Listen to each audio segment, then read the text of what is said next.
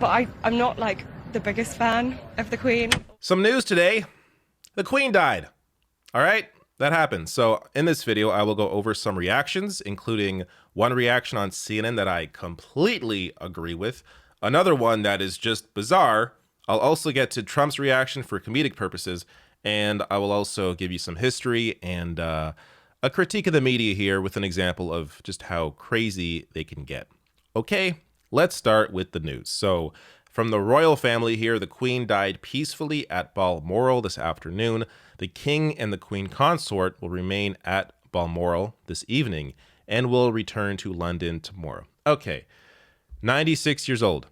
Quite the reign the Queen had. Let's start first with a kind view on the history from the Smithsonian here. The Queen's steady presence symbolized stability during a period of profound change. Under Elizabeth's leadership, the UK navigated multiple wars, ongoing unrest in Northern Ireland, that's one way to put it, leaps in technology, economic crises, Brexit, the rise of far-right nationalist politics, pandemics, and the dissolution of a once dominant empire. 4 out of 5 people currently living in the UK were born after the Queen's ascension, making Elizabeth the only monarch most of her subjects have ever known.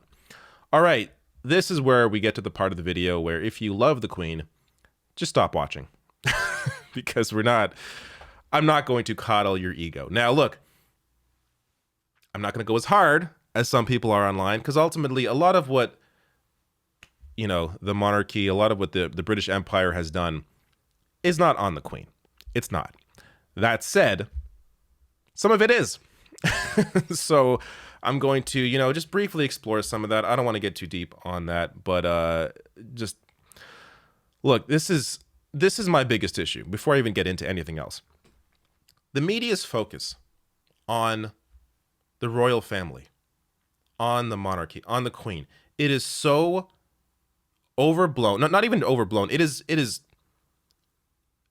this over focus on how great these people are, as opposed to having a critical eye on the history of the British Empire, of the Commonwealth, of the monarchy.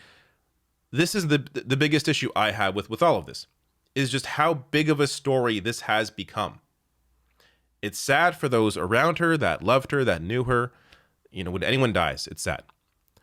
But as the media, it's important to at least be a little critical, be a little aware of who these people are, of and not even just who they are, but what they represent, and what they were largely unwilling to challenge, though to be fair, I guess, to the Queen, she did oversee the dissolution of the empire into a commonwealth.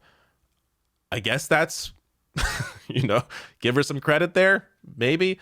But let's first start with this clip from CNN. This woman that they randomly interview, this is largely how I feel about this news. She lives here in Windsor, and I just wonder what you thought, what your first reaction was when you heard the news that the Queen is under medical supervision. I think it's pretty sad, like, when anyone kind of gets in that position, like, you wouldn't want that to happen to your own family member.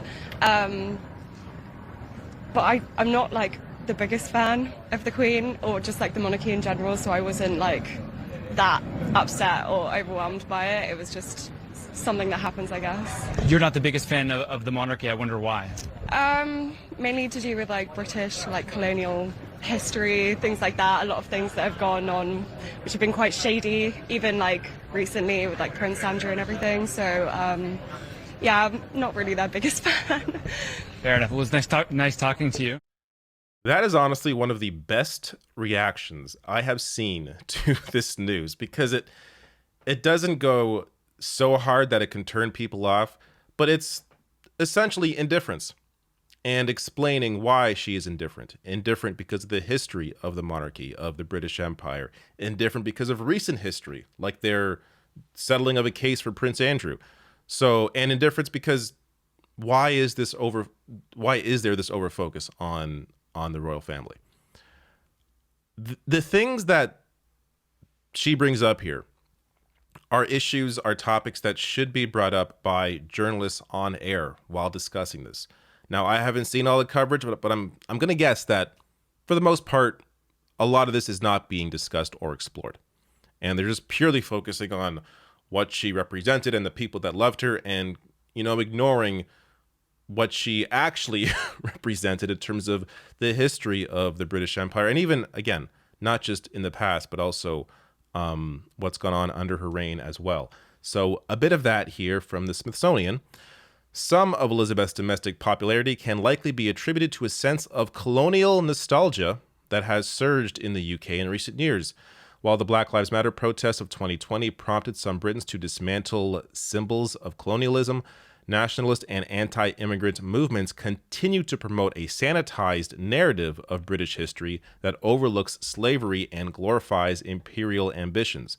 At its apex just a few years before Elizabeth's birth, the British Empire claimed roughly a quarter of all land on Earth. European colonizers, among them enslavers, traders, and investors, including members of the royal family, enriched themselves through the enslavement of African and indigenous people and the appropriation and exploitation of colonies' resources. So this is the history of the British Empire. Now, again, this doesn't all fall on Elizabeth's feet, obviously.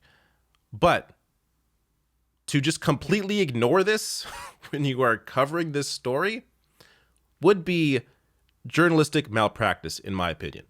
You have to bring up what she represented. Even if she didn't necessarily do these things herself, it's important to focus on, why are we even covering this? Oh, we're covering this because of the royal family. Oh, the royal family, why are they important? Oh, look at the history. Like, bring these things up. But, largely you're just going to see a celebration of her life and whatever. Now, I could go as hard as this. This is an incomplete list of British crimes across the world under the reign of Elizabeth II. Again, she did not do these things. So, but I could bring these things up if I were to go, much further and try and pin this all on her.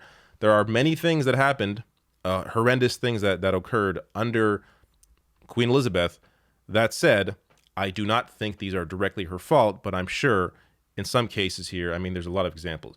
There could have been, something done by the Queen who was known for being, or known for largely staying out of these political issues. So to have as much power as she did, as much wealth as she did, and to just completely stay out of it, look, in the process, in doing that, she made a lot of friends because people found it hard to hate her, because someone that has no opinions, why are you going to hate them? There's not really a reason to, unless, of course, it's what they represent, and understanding that she had power to maybe get involved in some of these issues and never did. I think that is worthy of criticism as well. Now, let's move on to this. So I noticed this today, and this just cracked me up. This is Canadian coverage of the Queen's passing, and there were like at least 4 news crews that were that were just waiting by this flagpole at Queen's Park in Toronto to see the flag get lowered. They were just, there's one, Cynthia Mulligan, here's another from Richard Southern. These are all videos of just this flag being lowered. Like this. Another one. Here's an image from another journalist. Here's another one. This shows you how crazy the media gets when it comes to these topics. And in some cases, they really don't know how to cover it. Like, was it really necessary to have a news crew, multiple news crews from multiple stations, waiting there by the flagpole to see this flag lowered? When you have the amount of resources that some of these places have, and this is where they waste them, it's just amazing to me. Again, it's not even necessarily the fault of these individuals that are covering this. It's just the way that the media has always operated. And they don't stop for a second to maybe, think about what the hell they're doing. Like, really, what the hell are you doing? But anyways, let me show you this as well. This is a quick clip from CNN. I just found this to be a bit bizarre. I have to say, there are few moments that will rival this one in my lifetime, just in terms of scale, than being here watching what I'm seeing on my screen, the death, essentially, of Queen Elizabeth II. We all remember where we were on 9/11, for example. And everybody watching this will remember where they were on the 8th of September 2022, 6:30 in the evening UK time, when it was announced that Queen Elizabeth II had died. I don't know. I find it kind of odd to try and insert 9/11 into a discussion about the Queen's death. I get what she's trying to say here, that, oh, just like 9/11, you'll know where you were when the Queen died. I don't think it's quite the same thing. And I really do think that a lot of people are not going to remember where they were when the Queen died because they are not at all impacted. Why would they be? But to people like, this lady here, I'm sure she will remember. Clearly she will remember, but I don't think it's anywhere, I don't know, near a 9/11. But that's my opinion. Maybe you disagree with me. Last thing here, I got to show you Donald Trump, because this is I'm going to show you two different, these are his Truth Social messages. Two different ones, because it shows you how clearly someone else is writing this. So as Ben Collins writes here, I like how we're supposed to believe these are both written by the same guy back to back. So let me start with his message about the Queen's death. Donald Trump definitely writes here, Melania and I are deeply saddened to learn of the loss of Her Majesty Queen Elizabeth II. Together with our family and fellow Americans, we send our sincere condolences to the royal family and the people of the United Kingdom during this time of great sorrow and grief. Queen Elizabeth's historic and remarkable reign left a tremendous legacy of peace and prosperity for Great Britain.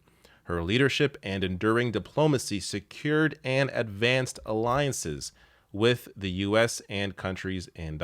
So he goes on, but here is the Truth Social message he sent right before that one. The perverts and lowlifes of the Lincoln Project are back on. Where else? Fox News. I thought they ran away to the asylum after their last catastrophic campaign, with charges made against them that were big-time sleaze, and me getting many millions more votes in 2020 than I got in 2016. The Paul Ryan, with a U, run Fox only has high standards for Trump ads, but not for anyone else. The perverts should not be allowed to false advertise, and Fox News should not allow it to happen. See you all in court. Yeah, are we really supposed to believe these are written by the same people? They're clearly not. And the message about the Queen, it's comical. It's like he wants it to be as extreme as possible in terms of how well it's written, the grammar, the commas. Like it's clearly not him. Can you imagine an actual Donald Trump tweet or Truth Social about the Queen's death? I don't think it would sound anything like that. But there you have it. Some reactions to the news of the Queen's passing. It's a thing that happened. I feel bad for those who knew her personally and are impacted by that. They are definitely not watching this video. But for everyone else, get a hold of yourselves. This is not maybe as important as it's being put out there. But whatever. If it bothers you, it bothers you. So be it.